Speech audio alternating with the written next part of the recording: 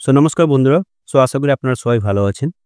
আজকের আমরা এই ভিডিওতে দেখব ওয়েস্ট বেঙ্গল এসএসসির পক্ষ থেকে যে বিশাল টিচার রিক্রুটমেন্টের নোটিফিকেশন অলরেডি জারি করে দেওয়া হয়েছে, যেটা আপনারা জানেন, যেখানে ক্লাস 9, 10 এবং 11, 12 এর জন্য কিন্তু একটা বিশাল পরিমাণে টিচার্স রিক্রুটমেন্ট হচ্ছে।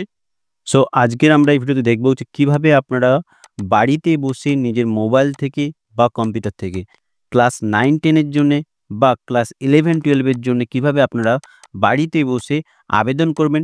সম্পূর্ণ স্টেপটা কিন্তু আজকের আমরা এই ভিডিওর মাধ্যমে দেখাবো। শুধুমাত্র একটাই রিকোয়েস্ট আপনাদের কাছে, আপনারা ভিডিওটা স্কিপ না করে সম্পূর্ণ স্টেপগুলো আপনারা দেখবেন।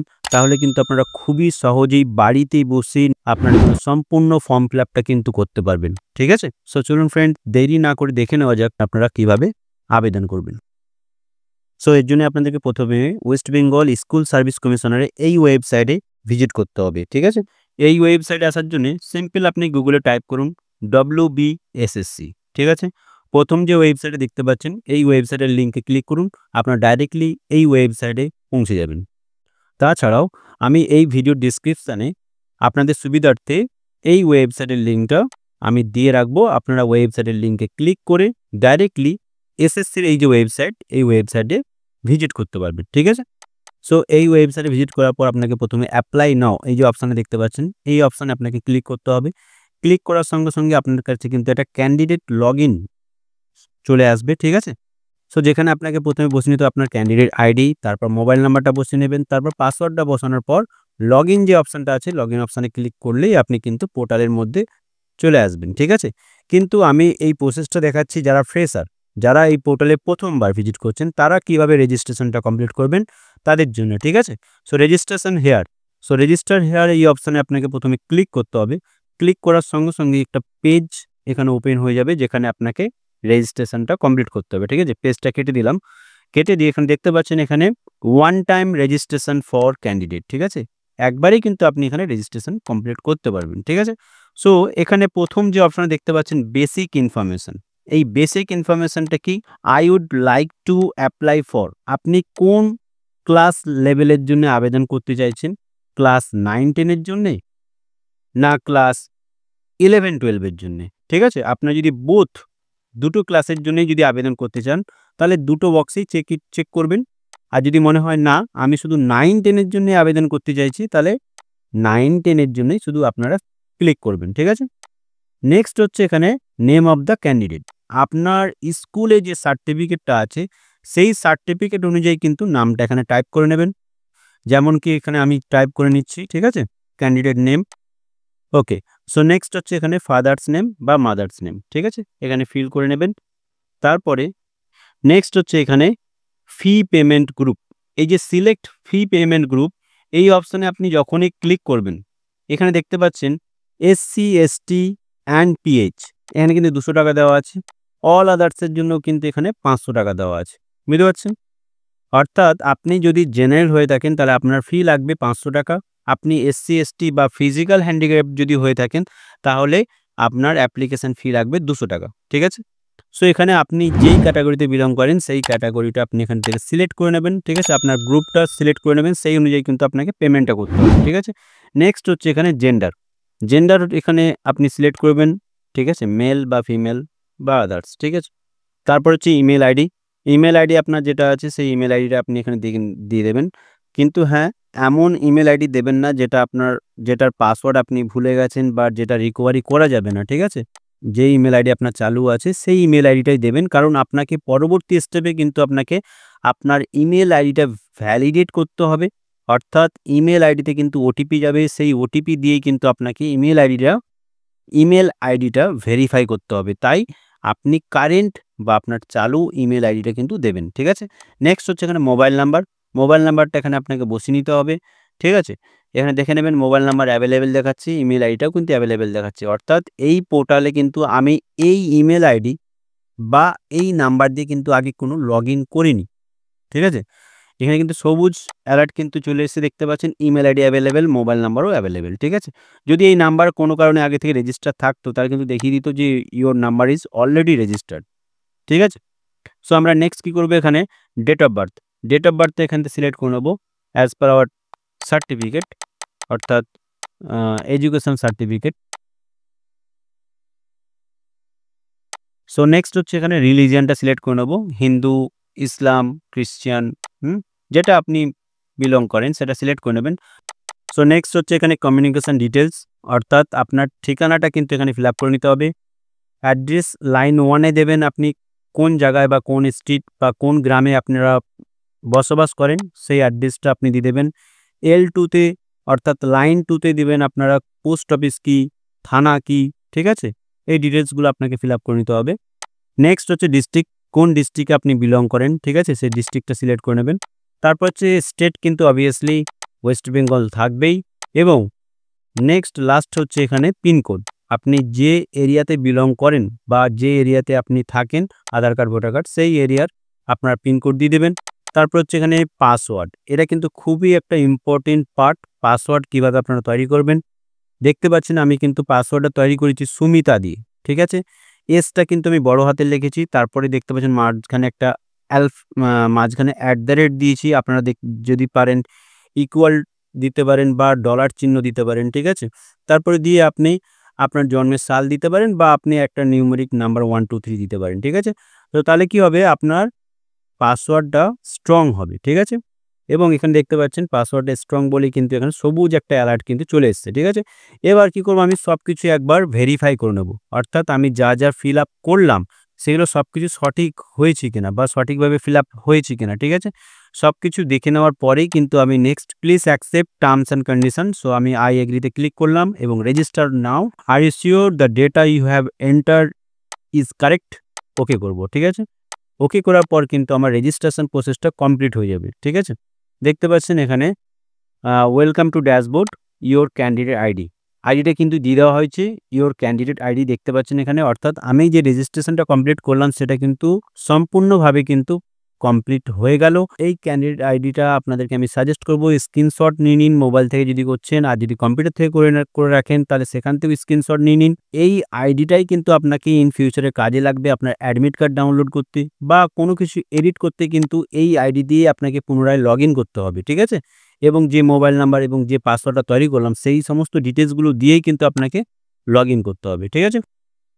নেব অ্যাপ্লিকেশন প্রসেসটা, ঠিক আছে? আমি দেখতে পাচ্ছেন ক্যান্ডিডেট আইডি তো দিয়ে দেওয়া হয়েছে এবং পাশে দেখুন অ্যাপ্লিকেশন প্রসেস কিন্তু দিয়ে দেওয়া হচ্ছে স্টেপ 1-এ। সো স্টেপ 1-এ কি বলছে, ফটো আপলোড করতে, যেটা এখনো পর্যন্ত আপলোড করিনি তাই নট আপলোডেড দেখাচ্ছে। নেক্সট হচ্ছে ইমেল আইডি, ইমেল আইডি কিন্তু নিচে দেখাচ্ছে কিন্তু ভেরিফাই করা হয়নি, এখন ভেরিফাই করতে হবে। মোবাইল নাম্বারও ভেরিফাই করা হয়নি এবং প্রোফাইলটা কিন্তু 4 নম্বরে প্রোফাইলটাও পেন্ডিংয়ে আছে এবং 5 নম্বরে কিন্তু দেখতে পাচ্ছেন টোটাল অ্যাপ্লিকেশন, কতগুলো অ্যাপ্লিকেশন করেছেন সেটা কিন্তু এখানে 0 হয়ে আছে, ঠিক আছে? লাস্ট স্টেপ কিন্তু 6, যেটা হচ্ছে আপনাকে প্রথমে পেমেন্ট করতে হবে। এবার কী করবো এখানে, আপলোড ফটো, আপলোড ফটোতে অপশানে আমি ক্লিক করব। ক্লিক করেই কিন্তু এখান থেকে ফটোটাকে আমাকে আপলোড করে নিতে হবে, ঠিক আছে? আরেকটা কথা, ফটোটা যে আপনি আপলোড করবেন 30 to 60-র মধ্যে যেন থাকে। সো এখান থেকে ফটোটা আমি সিলেক্ট করে নিলাম।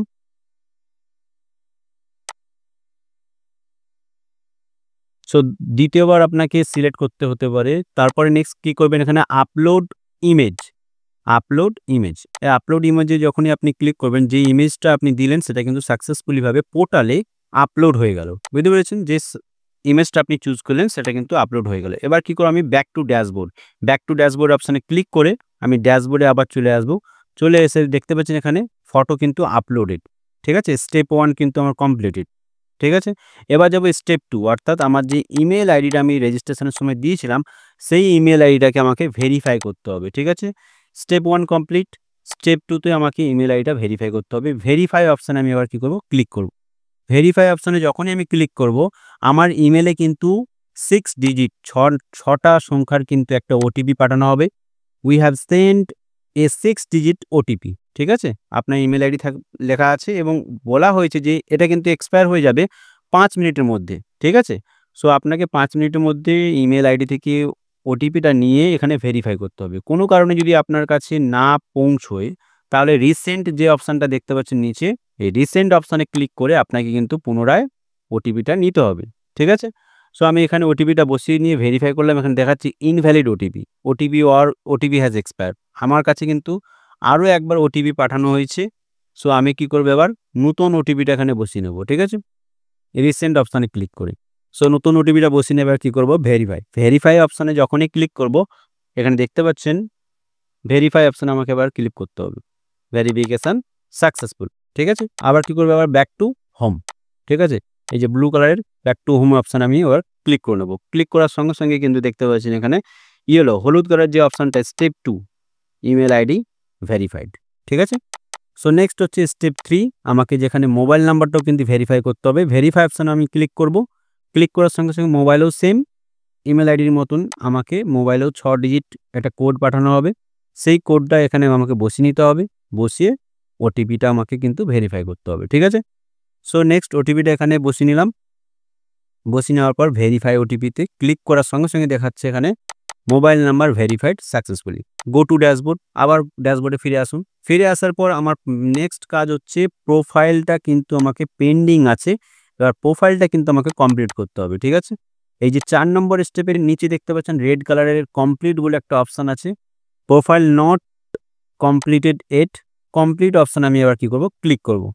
কমপ্লিট অপশানে যখনই আমি ক্লিক করব আমাকে প্রোফাইল কমপ্লিট করার জন্য কিন্তু বলা হবে, ঠিক আছে। সো এখানে কিন্তু আমাদের পার্সোনাল ইনফরমেশনটা ওপেন হয়ে গেছে, যেটা কিন্তু আমরা রেজিস্ট্রেশনের সময় ফিল আপ করেছিলাম, ঠিক আছে।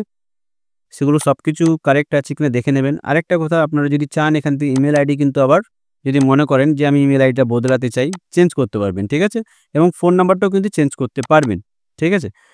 নেক্সট সব কিছু এখানে দেখে নেওয়ার পর কি করব, নেক্সট নিচে যে অপশানটা আছে নেক্সট অপশানে ক্লিক করব, ঠিক আছে। এই নেক্সট অপশানে আমাদেরকে ক্লিক করতে হবে। ক্লিক করার সঙ্গে সঙ্গে কিন্তু আমাদেরকে পরবর্তী পেজে নিয়ে আসা হবে, এবং যেখানে কিন্তু আমাদের এডুকেশন ডিটেলসটা কিন্তু চাওয়া হবে, অর্থাৎ আপনারা কোন ক্লাসে কত নাম্বার পেয়েছেন, কোন বোর্ড থেকে পাস আউট হয়েছেন, ঠিক আছে, সমস্ত ডিটেলসগুলো কিন্তু আপনাকে এখানে ফিল আপ করতে হবে, ঠিক আছে। নেক্সট হচ্ছে এখানে প্রথমে মাধ্যমিক, তারপর হচ্ছে হায়ার সেকেন্ডারি, গ্র্যাজুয়েশন, তারপর হচ্ছে পোস্ট গ্র্যাজুয়েশন, ঠিক আছে, তারপর হচ্ছে ব্যাচেলর ডিগ্রি অর্থাৎ বিএড কোথা থেকে করেছেন, ঠিক আছে, সমস্ত ডিটেলস কিন্তু আপনাকে এখানে ফিল আপ করতে হবে, ঠিক আছে। ক্লাস 10টা আমি এখানে ফিল আপ করে নেব, অর্থাৎ কোন বোর্ড থেকে পাস আউট হয়েছেন ক্লাস 10টা সেটা এখানে ফিল আপ করে নিতে হবে, ঠিক আছে। সো এখানে প্রথমে বোর্ডটা আমি দিয়ে দিচ্ছি, কোন বোর্ড থেকে মাধ্যমিক পাস আউট হয়েছে ক্যান্ডিডেট, ঠিক আছে। তারপরে নেক্সট হচ্ছে এখানে ফুল মার্কস, অর্থাৎ কত ফুল মার্কস ছিল 800, কত পেয়েছি 427, ঠিক আছে। এবার বলছে year of passing, year of passing কোন বছর আমি পাস আউট হয়েছি সেই সালটা আমাকে কিন্তু এখানে মেনশন করে নিতে হবে, ঠিক আছে।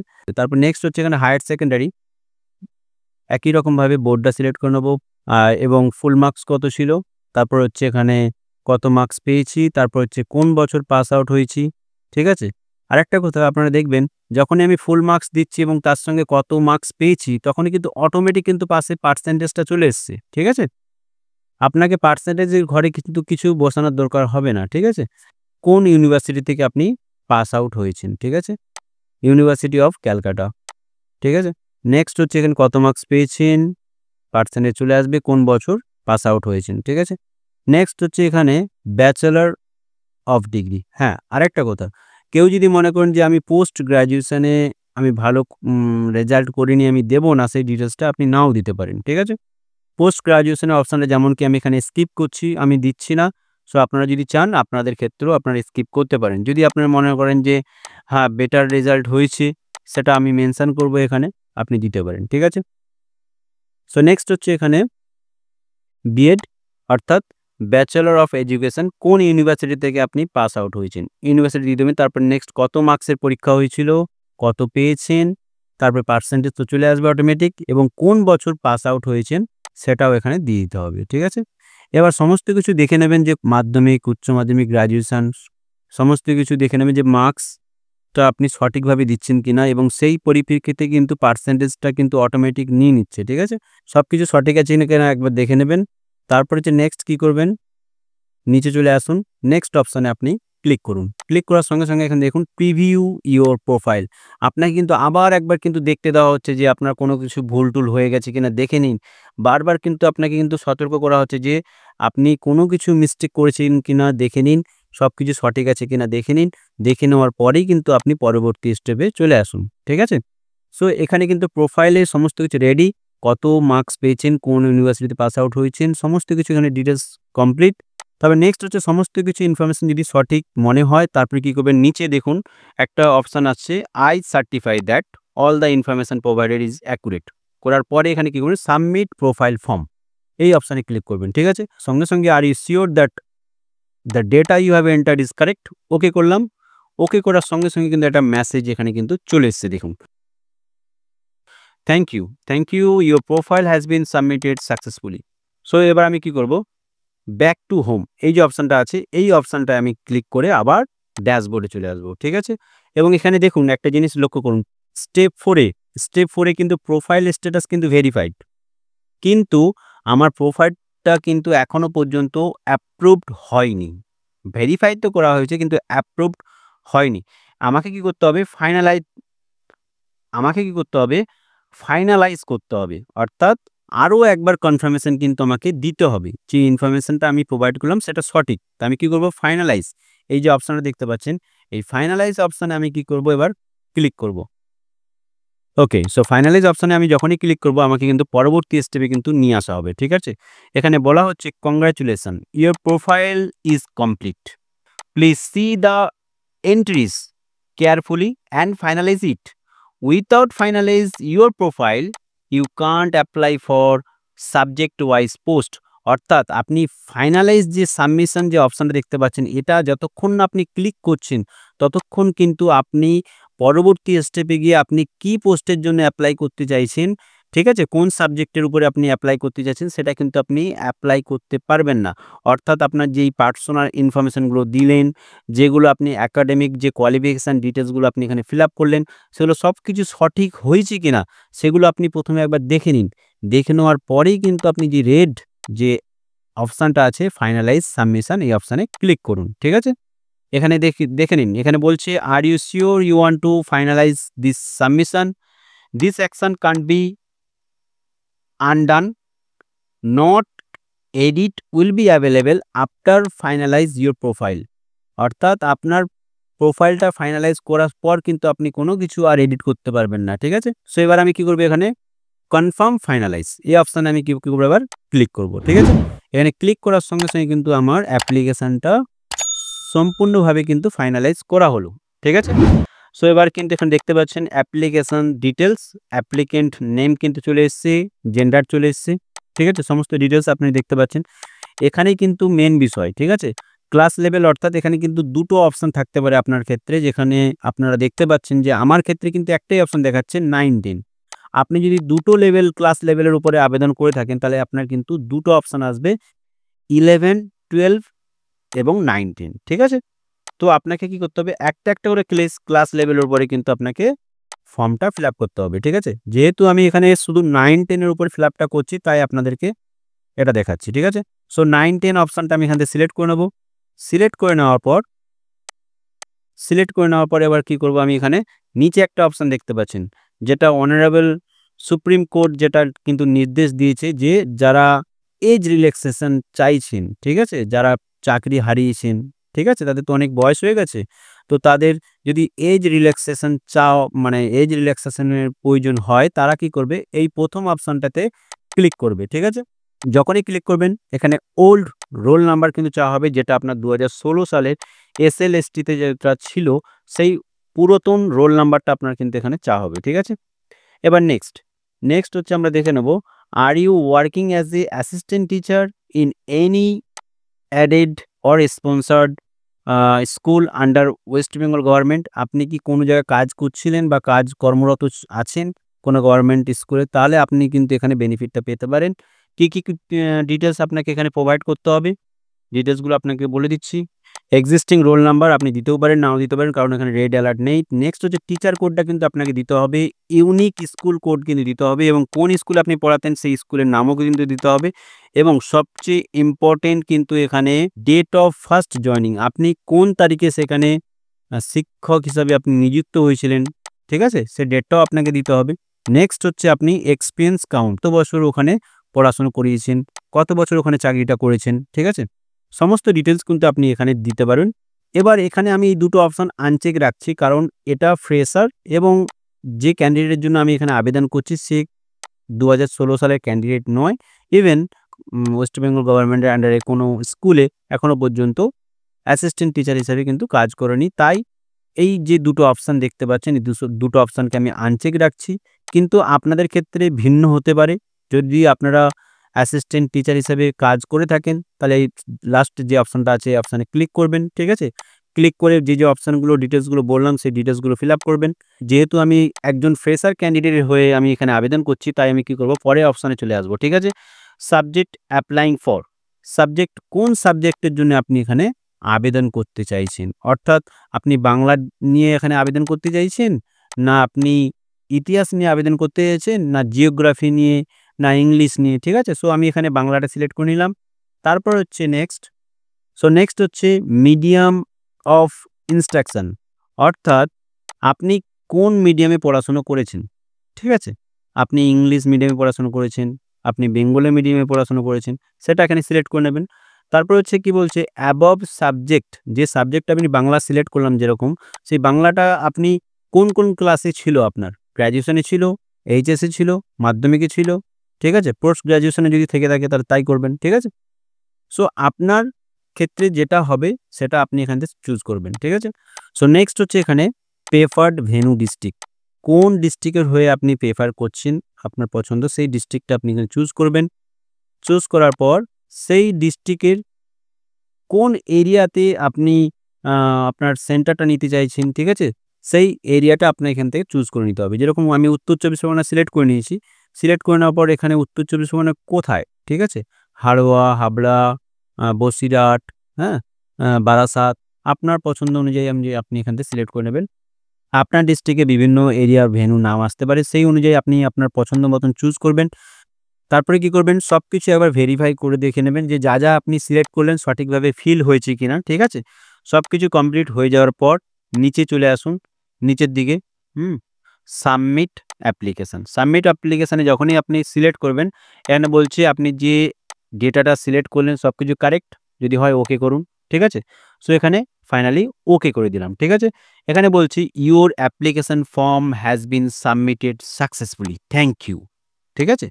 সো এখানে তার মানে আমি যে অ্যাপ্লিকেশনটা আজকে জমা করলাম সেটা কিন্তু সাকসেসফুলি ভাবে কিন্তু সাবমিটেড হয়ে গেল, ঠিক আছে? সো এবার আমি কি করব, ডাউনলোড পিডিএফ, এই যে অপশানে দেখতে পাচ্ছেন, এই অপশানে ক্লিক করে আমি আমার অ্যাপ্লিকেশন ফর্মটা কিন্তু এখান থেকে ডাউনলোড করে নেব, ঠিক আছে? সো অ্যাপ্লিকেশন ফর্মটা কেমন দেখতে আপনাদেরকে জাস্ট একবার দেখিয়ে দিই, ঠিক আছে? সো দেখতে পাচ্ছেন এখানে ঠিক এক্স্যাক্টলি এরকম ফরম্যাটে কিন্তু আপনাদের ফর্মটা থাকবে, যেখানে আপনাদের applicant ID, application ID, candidate ID, ঠিক আছে? Name of the candidate, candidate photo, সমস্ত ডিটেইলসগুলো কিন্তু আপনারা এখানে পেয়ে যাবেন, ঠিক আছে? সো তাহলে কি ফাইনালি আমরা সম্পূর্ণ প্রসেসটা কি কমপ্লিট করে ফেললাম? তা কিন্তু নয়, ঠিক আছে? এবার আমাদের কিন্তু আরো একটা স্টেপ কিন্তু রয়ে গেছে, ঠিক আছে? আমরা দেখে নেব পরবর্তী স্টেপ কি। সো ব্যাক টু হোম করলাম এখানে। ব্যাক টু হোম যখনই করব, পরবর্তী আমাদেরকে আবার অ্যাপ্লিকেশনের ড্যাশবোর্ডে কিন্তু নিয়ে আসা হবে।